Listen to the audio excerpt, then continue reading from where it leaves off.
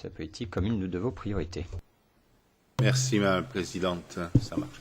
Monsieur est venu jusqu'à nous et nous souhaitons évidemment le meilleur déroulement possible pour la présidence que vous allez assumer.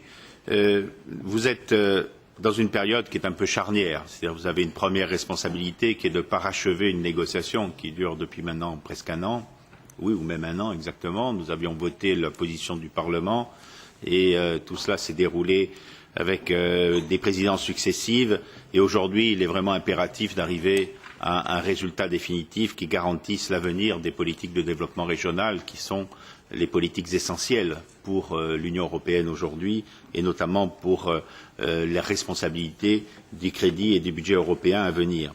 Vous savez que parmi les grands espoirs que le Parlement avait mis dans la future politique de cohésion, il y avait le renforcement important des moyens de la coopération territoriale.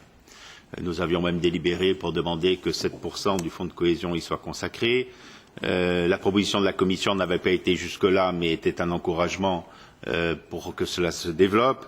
Et au bout du compte, les arbitrages qui sont intervenus ont été particulièrement décevants en février dernier, qui nous enferment la politique de coopération territoriale, qui est pourtant un grand sujet d'avenir, dans des moyens budgétaires très étroits.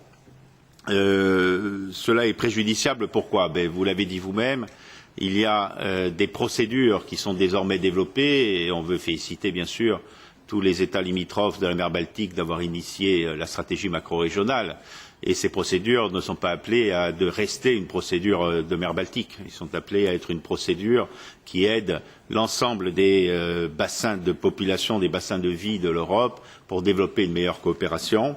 Vous avez souligné à votre propos que vous étiez intéressé à ce sujet-là et je ne peux que vous encourager à essayer d'avoir une initiative qui prépare la mise en œuvre future de ces politiques sur un tempo dynamique et sur un tempo volontaire.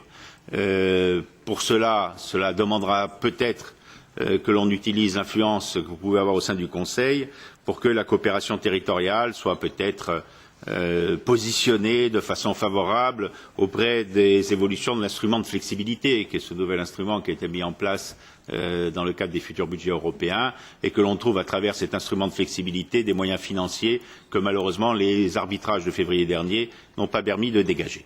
Voilà peut-être quelque chose que vous pourriez dans cette présidence contribuer à mettre en œuvre. Merci.